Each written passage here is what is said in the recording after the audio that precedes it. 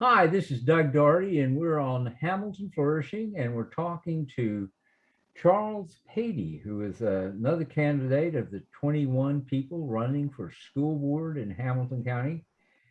Hamilton Flourishing, and I personally think this is the most important race that we've got going on in the county.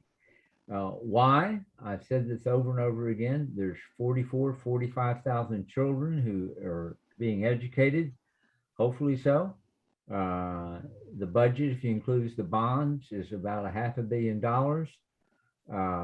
There's 6,000 plus employees, and the and the school board is the one who's responsible for all that. So that makes them responsible for all the dreams and futures and part of these children. So it's a big deal. We spend a lot of money on it. We elect the people who lead it, who guide it and direct it. So we're trying to interview all the school board members that are being cooperative. Most of them are, some aren't. A few exceptions. But today we're talking to Charles Paty. Charles is running for school board in District 5 as a Republican in the primary. Early voting is already started. The election is May 3rd. And let's get started. Charles, thank you for being here with us. We appreciate it. Thank you. Charles, tell us a little about yourself. Are you a native Chattanoogan? Yes, I grew up in Chattanooga, actually lived most of my life in the District 5 area, went to public schools in District 5 and graduated from Brainerd High School. Then went, Really? Yes, I did. And then went to University of Tennessee at Chattanooga, a BS in business administration. And then I attended the Cumberland School of Law at Samford University with a degree, Juris Doctorate, and have been a practicing attorney for years in Chattanooga. Really? Well, that's quite an thing. Do you have children now, or have Yes, you had children in school? yes. I actually, my wife Carrie and I between us have 6 children. We have 4 who have graduated from college. We have one that was in the United States Marine Corps, and he's back here working. And we have one that's a chef. And one of the youngest is pursuing a master's degree in speech pathology at the University of Tennessee in Knoxville. Any grandchildren yet? I'm sorry? Any grandchildren yet? One, we just found out 2 weeks ago that we're expecting our first. Yeah. Okay, so she's not in school yet. No, not yet. Well, great. Tell the people who don't know where District 5 is. What does it cover? Okay, District 5, with the redistricting of Hamilton County, now starts at the North Terrace, if you're familiar with that, next to Interstate 75. It runs down, it goes up over Missionary Ridge down to Glenwood, and takes in down Lee Highway all the way to Tyner, and then all the way up to Volkswagen. So geographically, it's a very large area. There's a lot of obviously industry in the park as you get closer to the Volkswagen, but the main core runs Tyner, Brainerd, Dalewood. Okay, I've got it. It's a big area. Yes, sir. So what schools are in your district? Well, we have Barger Academy, we have Woodmore, we have Dalewood Middle, Brainerd High School, Tyner Middle and High School, High Academy. Let's see, we have an alternative school in the district. So we have quite a few schools in there. My goodness, and pretty diverse bunch there. Oh, and I left out Woodmore. I'm sorry. We have Woodmore also. I want to make sure we get Woodmore in there. Well, you've got some heavy lifting with all those schools to do if you get elected. Yes. Well, thank you for all that. That's great information. The school board, as I understand it, has 3 primary responsibilities.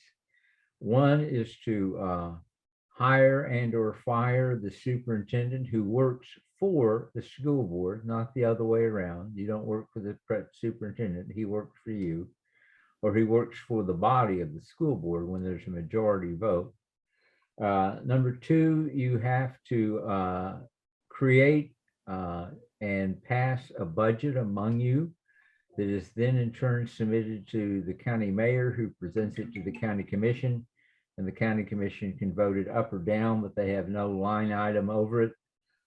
You all, if you're elected, do have the ability, when you're creating the budget in budget sessions, to ask questions, to look over it, to make a line item if you get a majority, or you can delete things. It's a huge management tool, one of your biggest, if not the biggest. And then the third thing that you have is policy issues, which kind of come and go. I mean, there's different things. COVID brought up certain policies. The books recently in the schools bring up policies. Literacy brings up issues. So there's a whole bunch of things that you all deal with, as well as teacher compensation, and all. This is a lot of stuff. So you hire and fire the superintendent. You set the budget, and you create policy for the school. So it's a big thing. It's a huge organization, lots of employees, one of the biggest in the county. And Charles, tell me, why are you qualified to serve on the Hamilton County School Board? Well, one of the things that I have learned over the years as an attorney, we have to be able to listen to what people are telling us. We have to be able to listen and then process that information, and then take that information and then make decisions based on the information we've received. And in that respect, we have to be respectful of the people who are telling us what they want to tell us, and at the same time, do it in a professional manner and help reach a resolution if these issues are going to have an impact, and many times they do, on our schools. We have to be able to reach compromises when we can. That's not to say I'm always going to agree with what people tell me, but I'm not just going to dismiss people and be dismissive of people because I don't agree with their viewpoints.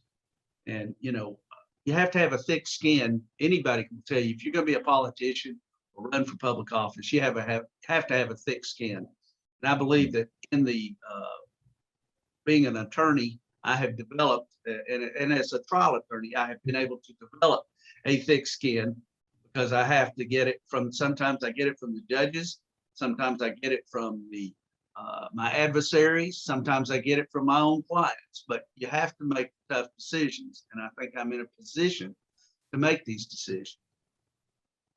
Good. What do you think, from the big picture for Hamilton County schools, maybe even education, public education in general, what do you think are the big challenges, not just your district, but as a board, you're responsible, yes, for your constituency in the 5th district, but you're also responsible for the whole school system. You have to get a majority vote to do something, and then you have to get the money, and then you have to implement it and make sure it's administered properly and whatever it is. But from your point of view, what are the challenges that face Hamilton County schools? I think number one, it appears that we're going to be having a new funding formula go into effect at our state legislature, based on what I have read and talked with other government officials. That the governor's proposal is going to pass at some point, whether it's this year or next year, it's going to pass. And we have to have people in there who understand and can operate under the new formulas, so that the students and the teachers are the ones that are going to get the biggest bang for the buck. We have to make sure that our teachers are compensated well, which that's part of the package that the governor has been proposing and our legislature is proposing, is raising the teachers' salary, which we all know they don't make enough. It's a labor of love for them. So that's number one. Number two is I think we have to be more innovative in the approach that we take to how we teach our children. Our children are, and I know particularly in the District 5, we have a graduation rate at Brainerd High School of 69%. That's just not acceptable. The state average is about 90%. Back in 2014, the graduation rate at Brainerd was 90%, 91%. It has dropped in the last 8 years. We need somebody who can go in there and try to raise the graduation rate for the students at Brainerd High School. Tyner Academy is doing pretty good. They're right at the 90% graduation rate. So, but we need to keep that momentum going for them, and we need to lift Brainerd High School and work on the K-3 children's reading abilities. Child is not reading at grade level by age 3. They're almost lost to us because they cannot learn if they cannot read, and everything that they're going to get after the 3rd grade. So we've got to do something about that. I have ideas in place that I'd like to see implemented, if at all possible, to bring in other outside resources to the schools, at the school, after school, for volunteers to teach and help teach these children. By the end of the day, the teachers, they're tired. They want to go home. But why can we not get a program started within each school in the district to bring in volunteers who live in the district, who have maybe a retired teacher, maybe they're a retired statistics professor, and help these children with their math and with their reading. So that's it. That said, and I don't think that it's singular to District 5. All districts could benefit from raising the standards. Hamilton County has been behind in a lot of areas. We're doing a better job, but it can be better.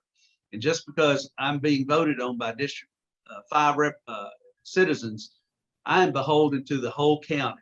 The county pays the salary for the school board. That's where the taxes, not just District 5, everybody's taxes pay school board representatives.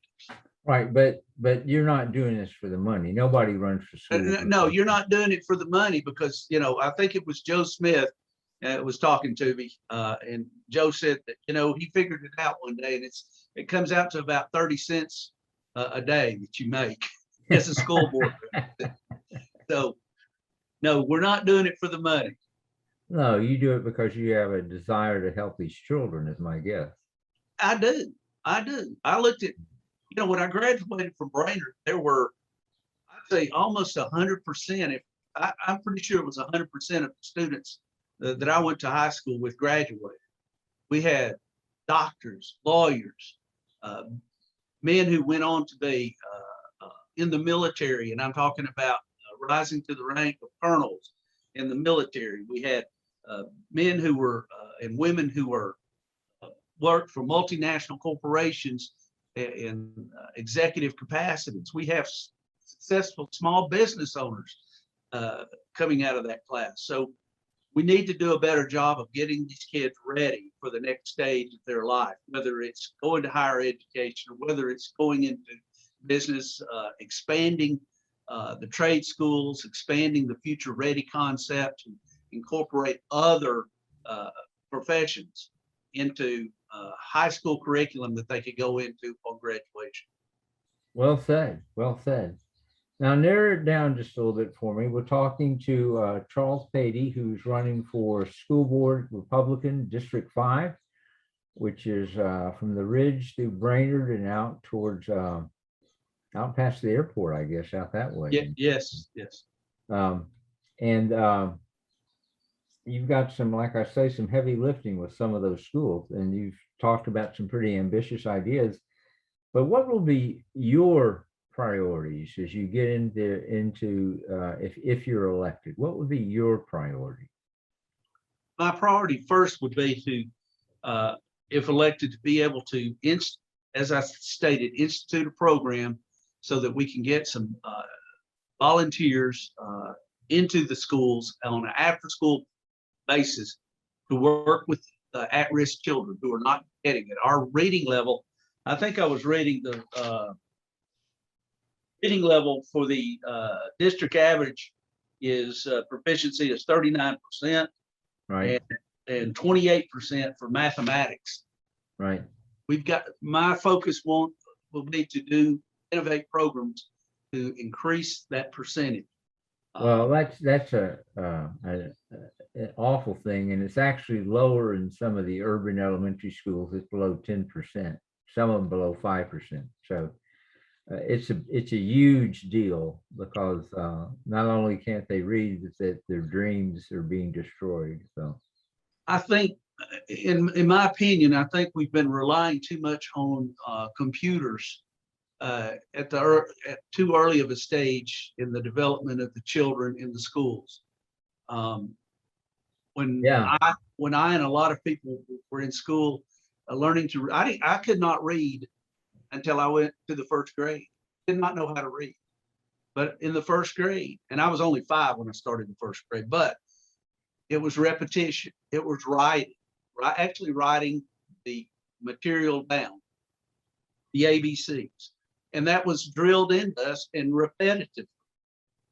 There's a direct correlation based on scientific studies that children will retain and that people will retain the information if they are writing it down. If they put pencil to paper, if they write it down on a regular basis and just repetitively, they will remember it. We had to write the sentences that were in the primary readers after we were learning to read, write them out, and it helped us, and I know it helped me to read. So I think that is the basis of starting that, and not introduce so much computer and reading on computers and tablets and things like that until they get old. Just keep doing it until they're past 3rd grade. Well, this may tell you how old I am, but Dick and Jane taught me to read. So same reader for me.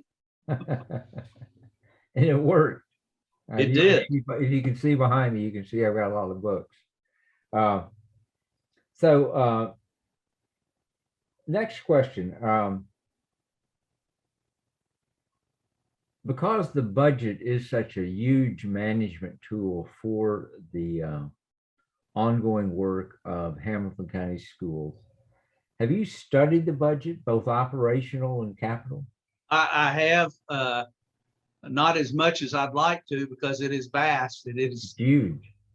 But I have, yes.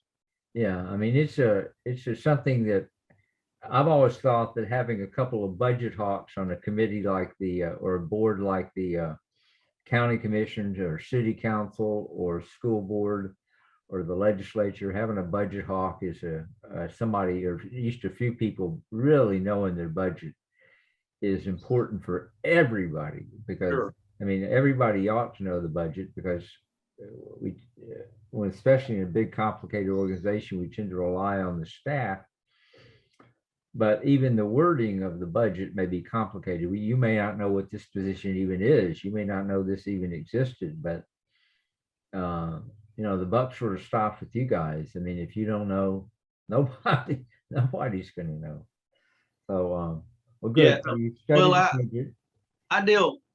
I currently serve on the City of Chattanooga's Health, Education, and Housing Facilities Board. And we deal with multi-million-dollar bond issues quite often for housing initiatives. And obviously, we haven't had as much or very little for educational, because the education by the city was by default given over to the county years ago. Yeah. But under our new mayor, he is trying to institute more connections with the educational system in the county. And I think he's trying to do a better job of allocating city resources. We've gotten a massive amount of federal money that is going to be utilized in our schools and to help our schools. So I think we need somebody who's going to sit down and look it over I was always impressed with, he's no longer going to be on the county commission, but Tim Boyd, he would go over that budget with a fine tooth comb. And I mean, he was always looking at issues, and I've had many a talk with him, and he's been very insightful on how to look at these issues and how they're going to impact the students and the schools. And we've got to have a better working relationship between the school board and the county commission. There's always seems to be this tension that has existed between them. I'm not saying that it's always, but we need to do a better job of sitting down with the county commissioners and going over, not just once or twice a year, but more regularly, and saying, you know, what are your needs? How do you view this? And let's get on the same page. I think that rarely, if ever, happens. I don't think the county commission and the county school board ever and as a body sit down together. I know they work through the school board, is my understanding, works through the superintendent, who communicates with the county mayor. Then the county mayor presents the budget to the county commission. You all work to the superintendent, who presents the budget to the mayor. So it's so at the fundamental governmental level, there's not a lot of talking, there's not a lot of discussing, there's not a lot of hearing what the issues are. And they're the ones who have to talk about the money that the school needs. Like you said, there's a ton of money coming in from the federal government now, and there's a change in the formula.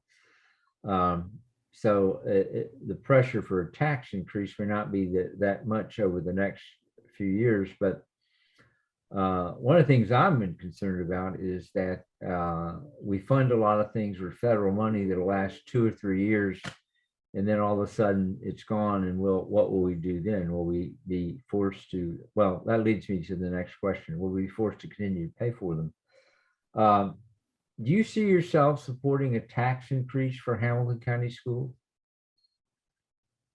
Well, that's a loaded question, and it just depends on what's going to be done with the money. I mean, we have to have that's why we have to have a conversation, I believe, meeting one-on-one. If it's one-on-one with commissioners, because they hold the purse strings, if it's meeting with them one-on-one, I'm willing to do it. And let's talk about it. And what is the reason for the tax increase? Is it to compensate the teachers, or is it to compensate administrative staff? I'm not saying that we are overburdened, but to some extent, I see a lot of large salaries for people who are in administration.